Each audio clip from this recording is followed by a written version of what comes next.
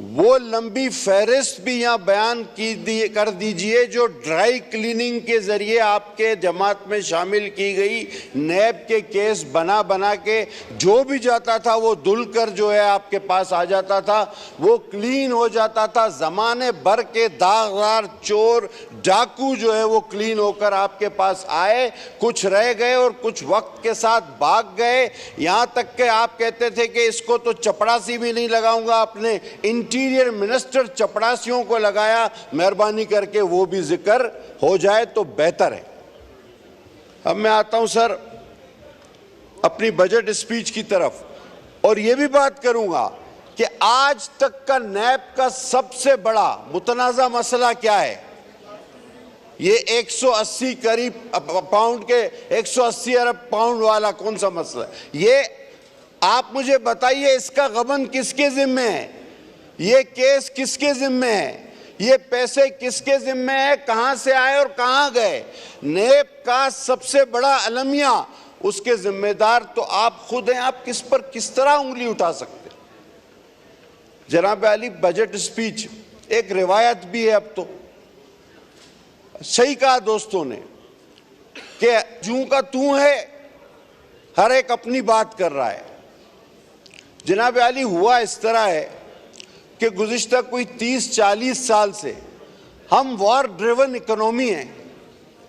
जब कोई जंग शंग हो जाती है तो कुछ पैसे वैसे मिलते हैं, थोड़ा बहुत ठीक हो जाते हैं, मामला सरमायाकारी भी हो जाती है, सनद भी चल जाती है। और क्योंकि हमने अपना तो कुछ बनाया नहीं, और जो अपना कोई अच्छा बीज बोने के मामले में संजीदा थे उनको तो हमने फांसियां चढ़ा दी। किसी को ज़ियारत में बेच के कैद तनाई में मार दिया, किसी को इसी अडियाला में फांसी चढ़ा दी गई, किसी को लियाकत बाग में कत्ल कर दिया गया। तो मोहसिन कुश कौम होने के नाते आज हमें ज़रा सा अपने माजी पर भी नज़र डालनी चाहिए कि हमने अपने मोहसिनों के साथ क्या किया, और उसके बाद हमें अपने हाल पर रोना चाहिए कि हमने अपने मोहसिन कत्ल किए हैं, इसलिए आज हमारा ये हाल है। सर 2002 या 2000 एक बहुत बड़ा टर्न है ये, जहां स्टैंड बाय मईशतदान तो उस तरफ बैठे, मैं मईशतदान नहीं हूं, थोड़ा सा सियासियात का एक तालिब इल्म हूं छोटा सा।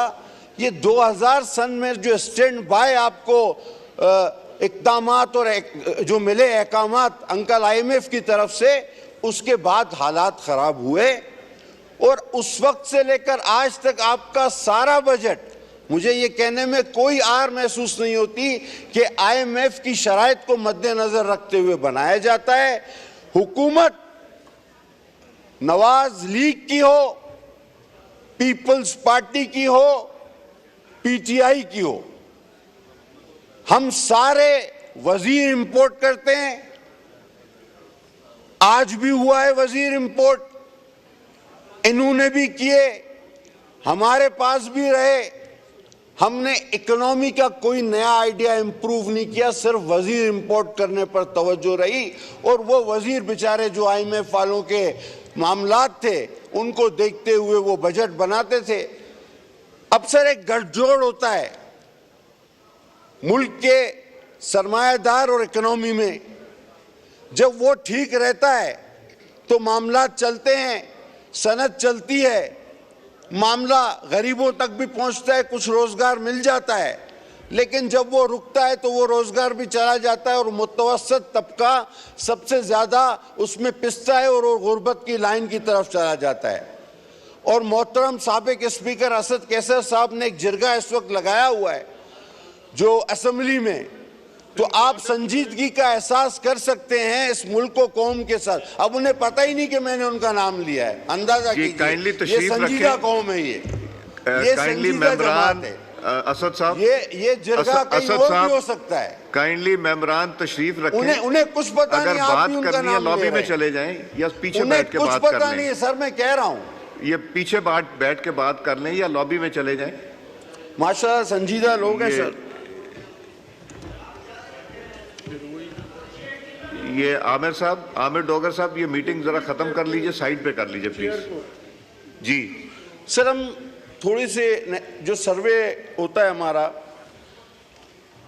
उससे थोड़ी सी फिगर ले सकते हैं कि आप ये देखिए कि 80 की दहाई में 80 बच्चों के लिए हमारे पास एक स्कूल था, प्राइमरी भी सेकेंडरी भी, 80 बच्चों के लिए। आज हमारे पास 1500 बच्चों के लिए एक स्कूल है। ये तो हमने सबने मिलकर काम किया तालीम पे। और इसी तरह 1 लाख लोगों के लिए एक अस्पताल था, आज 2 लाख लोगों के लिए एक अस्पताल है। मैंने ये सिर्फ छोटी सी फिगर, मैं ये आशारिया जीरो में नहीं जाऊंगा, मैं सियासी बतौर तालिब इल्म के सिर्फ एक बात बताऊंगा, ब्रोनाई के शहंशाह वाली बात, कि उसको किसी ने कहा कि आपकी जीडीपी कितनी है, उसने कहा कि भाई जीडीपी क्या होता है, उसने कहा जी ग्रॉस डोमेस्टिक ये। उसने कहा कोई नहीं, आप जाकर बाजार में मेरे लोगों से मोहल्लों में देखें, अगर वो खुश है तो मेरी जीडीपी ठीक है, और अगर वो नाराज हैं और वो भूखे हैं तो मेरी जीडीपी खराब है। ये कौन सी बात है? आशारिया 0, 1, 2, जीडीपी 5 पॉइंट, जीडीपी 6 पॉइंट। जरा बाहर तो निकल के देखें, लोग रो रहे हैं, लोग भूखे हैं। आप कोई भी फिगर पेश कर दे, लेकिन जब तक अवाम खुशहाल नहीं, कोई जीडीपी ठीक नहीं। और ये आपके ज़माने में भी रही, इनके ज़माने में भी रही, और बदकिस्मती से हमें भी ये विरसे में मिला।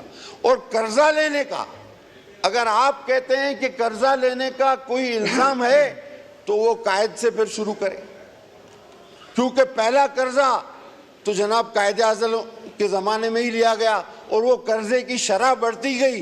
कुछ जंगों ने हमारे हालात ठीक किए, लेकिन फिर कर्जे और बढ़ते गए, और फिर यूं हुआ कि हम लोग IMF के गुलाम बन के रह गए, और एक इनकलाब आया फिर। और वो इनकलाब था कि हम आएंगे, IMF के मुंह पे पैसे मारेंगे, पाकिस्तान की मईशत को एक ही दिन में इस दलदल से निकालकर बाहर ले जाएंगे। आज बात तो हो रही है, लेकिन 4 साल,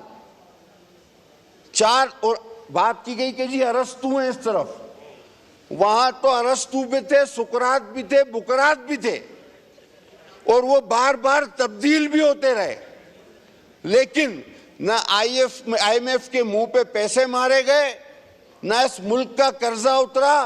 और कल एक दोस्त ने कहा कि हमें भिखारी बना दिया, तो मुझे एक वाकया याद आया कि ऑफिशियली तारीख में पहली बार एक वजीर एक मुल्क से फितरा लेने गया। वो बताइए कौन सा वजीर था और किसकी हुकूमत थी और किसका दौर था? ऑफिशियली फितरा लेने हमारा एक वजीर की कैपेसिटी में गया सऊदी अरब, और उसने तस्वीर खिंचवाई, पीछे लिखा हुआ था हाजा फितरा है पाकिस्तान, ले जाओ भाई चलो। वो आप बता दें तो उसको, आपको सारी बात का अंदाजा हो जाएगा। हाँ सर, वो बेचारे तालीम से महरूम रखे जाते थे, लेकिन जो इस हाउस में नहीं हो उसके लिए मैं बात नहीं करता, क्योंकि पीठ पीछे बात करना मेरी आदत नहीं। जब वो इस हाउस में मौजूद होते थे तो मैं बात करता था। मैं मुनाफकत का कतई कायल नहीं हूँ। इन्होंने कहा जनाब इनके ज़माने में नैब की रिकवरी बढ़ गई। ये 190 मिलियन पाउंड कहाँ गए सर? हम पर आपने इल्ज़ाम लगाया कि रिलीफ मिला, उस ड्राई क्लीनिंग का जिक्र नहीं किया, सिलाई मशीनों का जिक्र नहीं किया, और नैब के उस माफीनामे का जिक्र नहीं किया जब उन्होंने कहा कि हमने ये किसी के जोर पर, किसी की शय पर, किसी के कहने पर, किसी की जबरदस्ती पर आप पर ये केस बनाए थे। उस माफीनामे का जिक्र नहीं किया गया। और मैं आज भी उस बात को उतना ही सच्चा मानता हूं जो इस असेंबली के पहले हफ्ते में मोहतरम सदर पाकिस्तान ने उस बेंचों पे से कही थी कि ये नैब और ये मईशत साथ नहीं चल सकते, और वक्त ने साबित किया कि वो न चले, और उनकी बात ठीक साबित हुई।